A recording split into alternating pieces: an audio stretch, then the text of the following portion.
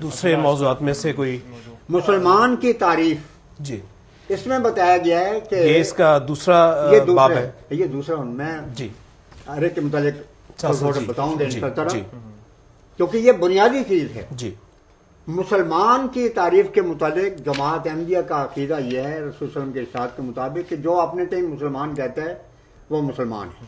حدیث میں یہ بھی ہے کہ من صلی صلاتنا واستقبل قبلتنا واکل ذبیحتنا فهو المسلم الذی له ذمۃ اللہ و ذمۃ الرسول، کہ جو ہمارا ذبیحہ کھا لے، ہماری طرح نمازیں پڑھے، حج کرے، یہ فرمایا کہ یہ خدا کے دفتر میں مسلمان ہے اور کانسٹیٹیوشن میں اس کو مسلمان تسلیم کیا جانا چاہیے. اور آگے فرمایا فلا تغفر اللہ فی ذمتہ، یہ خدا کی گارنٹی ہے کہ ایسا شخص مسلمان ہے.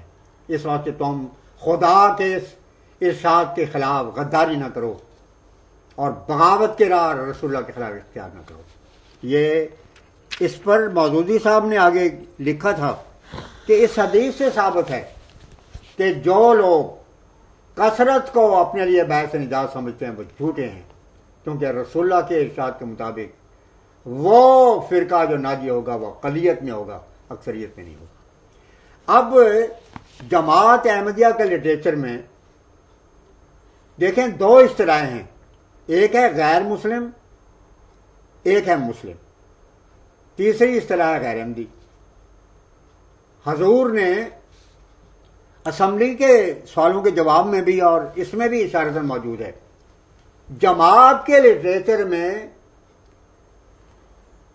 غیر مسلم صرف اس شخص کو کہا جاتا ہے جو اپنے تئیں مسلمان نہیں سمجھتا. جو شخص اپنے تئیں مسلمان سمجھتا ہے خواہ ہمیں مرتادی قرار دے، ہم اس کو قانونی طور پر لازماً مسلمان سمجھتے ہیں، ان کے لیے کبھی ہم نے غیر مسلم کا لفظ استعمال نہیں کیا. آج بھی جو لوگ ہمیں غیر مسلم یا کافر جو مرتد واجب القتل قرار دیں، ہم رسول اللہ کی حدیث کے مطابق قانون اور کانسٹیٹیوشن کے لحاظ سے ہم ان کو مسلمان تسلیم کریں گے، اور یہ حکومت کا فرض ہے کہ ان کو وہ تمام سہولتیں اور حقوق بنیادی عطا کرے جو ایک مسلمان قانون کے لحاظ سے ہونی چاہیے تھی. اس سلسلے میں حضور نے جو وہاں موقع پیش کیا اور اس میں بھی جھلک ہے، اس کے پیچھے ایک فلسفہ میں آپ کو بتانا چاہتا ہوں جو حضرت مسلم موعود نے بھی بیان فرمایا تھا، اور اسی سے ہی دراصل یہ منعکس ہوئی ساری چیز، اور بہت ہی لطیف ہے. دیکھیں حضرت نے اس میں فرمایا کہ میری امت 73 فرقوں میں تقسیم ہو جائے گی، اور پھر فرمایا کہ ان میں سے 72 جہنمی ہوں گے اور ایک مسلمان ہوگا.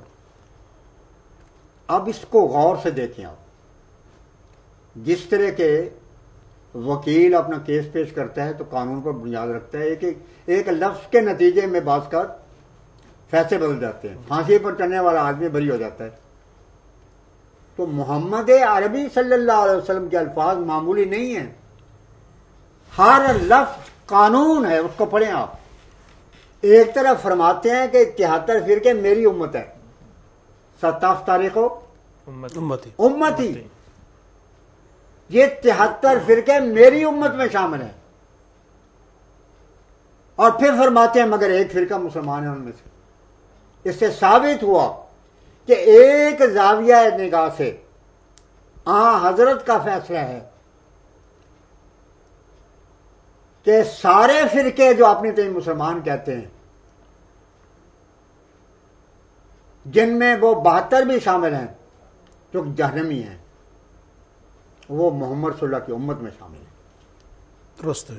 مگر دوسرا زاویہ نگاہ یہ ہے کہ اس بڑے سرکل کے اندر ایک چھوٹا سا سرکل ہے جو ایک ہے چھوٹا اور باقی 72 اس سے الگ ہے. اب یہ کتنا لطیف اشارہ ہے، کوئی خربوں روپے لگانے کی کیا ضرورت تھی اس پر. محمد صلی اللہ نے فیصلے کیے ہیں. یہ سب سے بڑا ظلم و ستم ہوا ہے کہ ان فیصلوں نے دنیا میں یہ بات اٹھائی کہ اسلام ایسا ناقص مذہب ہے کہ اس میں مسلم کی تعریف ہی موجود نہیں ہے. اور یہ 1400 سال کے بعد کمیونسٹ حکومت کو شرف حاصل ہوا کہ اس ناقص چیز کو شامل کرے کہ اصل تعریف تو یہ تھی، نہ حضرت کے زمانے میں لوگوں کو پتہ چلا، نہ خلفاء کو پتہ چلا، نہ ائمہ اور نہ متکلمین، نہ مفسرین، اور اگر انکشاف ہوا ہے تو بھٹو صاحب پر انکشاف ہوا ہے یا ان کی پارٹی پر انکشاف ہوا ہے۔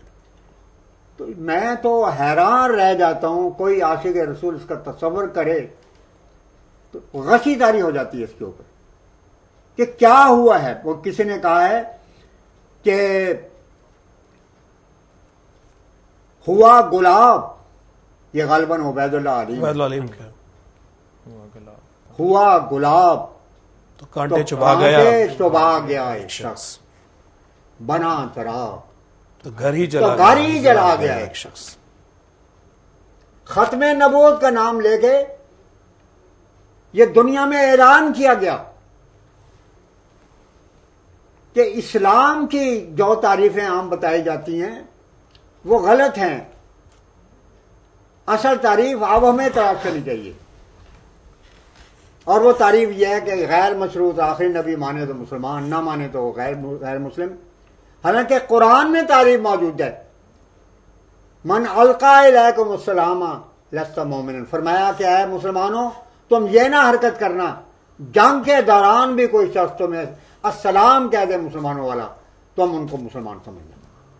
رسول اللہ کی حدیث ہے جو ہماری طرح نماز پڑھے، روزے رکھے، قبلے کو قبلہ سمجھے، وہ مسلمان ہے، اور دیکھو بغاوت نہ کرنا میرے فیصلے کے خلاف، یہ بخاری شریف کی حدیث ہے۔ جی